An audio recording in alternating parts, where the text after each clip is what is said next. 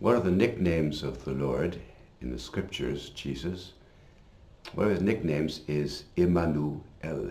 Emmanuel, with us. El Shaddai, nickname of God. God is with us. God is with me. So I like to think about that as we prepare for this Christmas season. There's a kind of aloneness, not a kind of it, there's an existential aloneness that we all experience. See, I can see you, I can see friends, I can see people, but I can't see me. Me is inside of my being, and there's something very mysterious that I'm operating out of, what I call myself, moi, the I. And I was born alone. I came onto this world alone, and I will leave this world alone. I will pass into death, surrounded no doubt by friends and family, but ultimately it's a personal journey. And the whole journey from beginning to end is, though it's communitarian with friends and with people I love and people I don't love so much, but it's also a journey that's alone. And it's usually when people move into their teens, they suddenly become aware of it. Now, they don't say it that way, but they become existentially aware, my God, I'm alone. And the first deep experience of loneliness can set in. And because it's as teenagers, it's a time when the hormonal movements begin and the sexual arousement, the loneliness becomes suddenly so powerful that I need to connect with somebody. And so teenagers often make silly mistakes and get hurt. Well, not just teenagers, but driving this and much of our experience is the fear of loneliness and the anguish of loneliness. And I'm drawing a little bit from Henry Nouwen in my reflections here. That loneliness can be very paralyzing and scary. And at times we can experience it even as in old age, feeling, my God, I'm lonely. It's very real because that's the experience of our aloneness. And the maturity of the transition in the spiritual life is from loneliness into authentic solitude. I'm at peace with myself, I am comfortable with myself, and I don't need you. I give myself to you in friendship. That takes a lot of maturity, and it is essentially one of the fruits of a healthy spiritual life.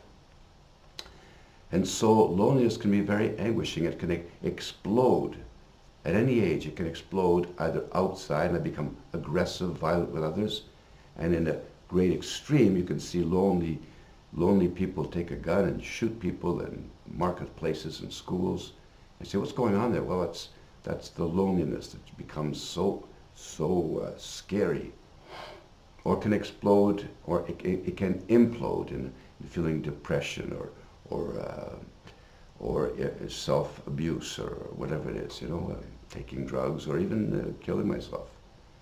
So loneliness is a very real experience connected to the human existential experience of being in a certain way in a journey alone through life from beginning to end. And the transition but this aloneness is broken, is saved by Christ, because God is, at Christmas, Emmanuel. God is with me. And the Christian awakening is that I'm not alone. Though all of my friends are a certain distance from me, physically and so on, yet God dwells within me. Jesus dwells within me as my Lord, as my Savior, and so I'm not alone. And so I'm able to move from loneliness into a healthy solitude,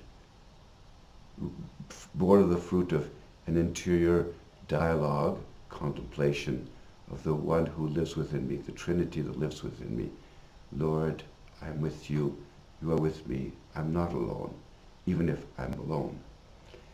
And so this transition from loneliness to healthy solitude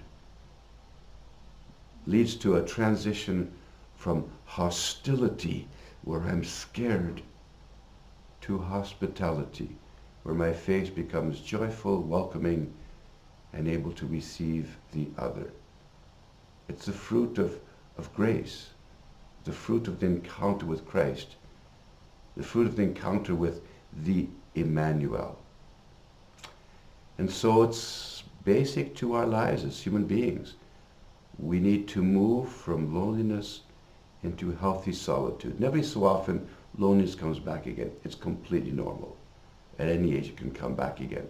But we need to be grounding it in a contemplative experience of Christ in our lives, nourished by an awareness of his presence, an awareness of Emmanuel's presence in my life. And so then I move from a certain hostility towards the world, aggression towards the lady at the counter who's not fast enough, aggression against the government about this, becoming more hospitable as a person. That's the Christian life. And so Christmas is not just about happy birthday, Jesus. It's also about the Word became flesh, yes.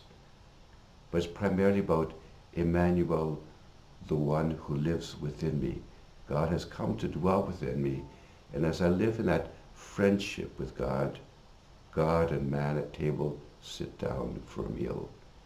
Then I move into serenity because I'm comfortable with myself, with my Lord.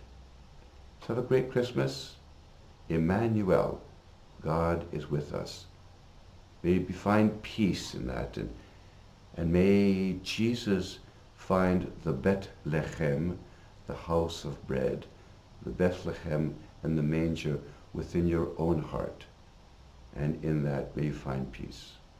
Have a peaceful Christmas.